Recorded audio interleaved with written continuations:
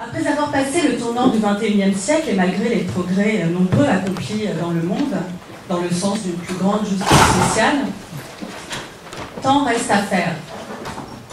Depuis que l'opposition politique Est-Ouest est abolie, les organisations syndicales de travailleurs sont plus que jamais en première ligne pour réclamer de nouvelles avancées au sein de cette institution qu'est l'OIT, institution que pourtant certains observateurs, dont certains observateurs regrettent un certain ralentissement dans l'activité normative ces dernières années. Les difficultés qui ont émaillé l'adoption de la dernière convention sur la violence et le harcèlement en sont un exemple. Les défis sont, il faut dire, multiples. Ils tiennent pêle-mêle et sans prétendre à l'exhaustivité à la mondialisation des échanges et aux inégalités de développement économique dans le monde, à l'émergence de nouvelles formes d'emploi, et puis aussi à la persistance significative de l'économie informelle. Aussi, agir sur les normes internationales du travail, c'est avant tout être capable de porter sa voix, de faire entendre sa voix.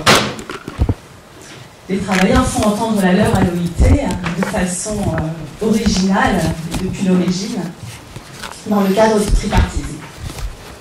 Que ce soit bien sûr à la conférence internationale du travail ou de façon plus régulière au sein du conseil d'administration du Bureau international du travail ou au sein du comité de la liberté syndicale. Au niveau national, dans les États, dans les entreprises, la capacité de mobilisation des travailleurs et de leurs représentants s'exprime aussi de façon diverse.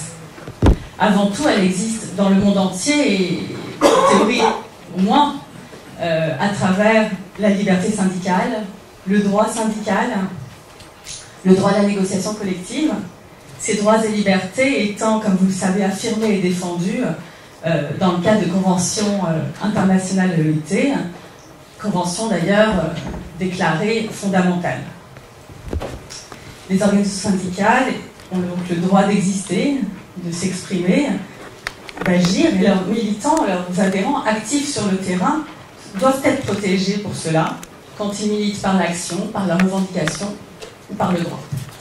Or, c'est un phénomène, il me semble, très intéressant à observer ces dernières années. On remarque un regain d'intérêt pour les normes internationales et pour les normes européennes, y compris de la part d'organisations qui sont a priori plutôt sceptiques face aux réalisations de ces institutions internationales qui participent, il faut le dire, de la mondialisation et aussi un peu de ses travaux. Alors pourquoi un tel intérêt? En France notamment. Parce que ces normes internationales européennes apparaissent souvent comme un dernier rempart face au détricotage du droit du travail, d'un droit du travail national initialement plus protecteur. Les juges nationaux sont alors en première ligne pour faire parler ces règles internationales contre la loi dans le cadre du contrôle de conventionnalité. Au fond, l'intérêt pour les normes internationales du travail se cristallise, il me semble, dans trois grands sujets. Un premier sujet, se rapporte aux normes protectrices des travailleurs. Comment agir pour la promotion des normes? Comment accompagner les évolutions normatives au sein de l'OIT? Et qu'y a-t-il de bon à prendre dans la décentralisation normative au sein notamment des accords cadres internationaux? C'est le premier sujet. Un second sujet majeur, c'est celui de l'effectivité et de la justiciabilité des normes. Dans l'enceinte de l'OIT, la voie privilégiée est celle du dialogue avec les États qui enfreignent les dispositions, celle de la diplomatie et de l'assistance technique. Au niveau national, les juges sont davantage sollicités.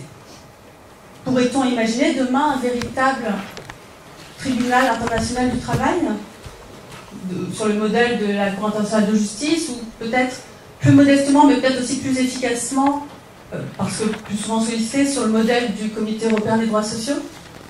Pourrait-on imaginer davantage de connexion entre commerce international et clauses sociales? Ce sont beaucoup de questions qui portent le questionnement de la justiciabilité, de l'efficacité des normes.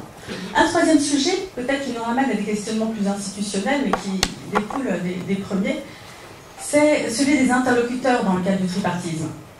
Avec la fin de la guerre froide, il semble que les antagonismes au sein de l'OIT se cristallisent à nouveau entre représentants des entreprises et représentants des employeurs, des syndicats, des travailleurs, pardon. Mais à l'OIT, est-ce que ce sont bien les bons interlocuteurs que l'on a? Du côté des entreprises, par exemple, comment sont représentées les firmes multinationales dont on sait qu'elles ont une relation particulière aux normes? Pour évoquer de façon transversale l'ensemble de ces questions, j'ai souhaité consacrer une journée de réflexion et de débat, syndicaux et universitaires, à l'institution et à l'œuvre de l'OIT. Depuis 12 années que j'enseigne à l'Institut des sciences sociales du travail, je croise le chemin de délégués syndicaux, de membres de comités d'entreprise, de CSE maintenant, de conseillers prud'hommes, de militants sur le terrain de façon générale. Ces gens, ces personnes viennent se former au droit, à l'histoire, à la sociologie, à l'économie. Et nous partageons d'ailleurs avec le Centre de formation Turin de l'OIT ce souci de la formation des acteurs du droit du travail.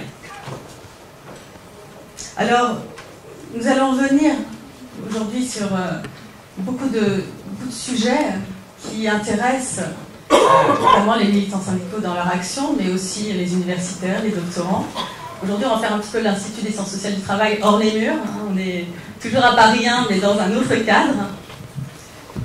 Avec une matinée après une matinée consacrée à l'institution OIT, à ses acteurs syndicaux, je proposerai de travailler cet après-midi davantage sur les normes, sur l'évolution de la normativité internationale et la façon dont les syndicats investissent les espaces de création et d'expression des normes internationales. Je remercie déjà tous les intervenants de nous faire l'honneur de leur présence aujourd'hui et d'avoir accepté par avance de se plier à des contraintes temporelles peu strictes sur le timing de leurs interventions. Et je donne sans plus tarder la parole à M. Sénicôme, que je remercie vivement d'avoir dès l'origine soutenu ce projet de colloque. Et au nom du Bureau international du Bureau de l'OIT pour la France, dont vous êtes le directeur. Je vous remercie beaucoup. Je vous souhaite à tous une très bonne journée.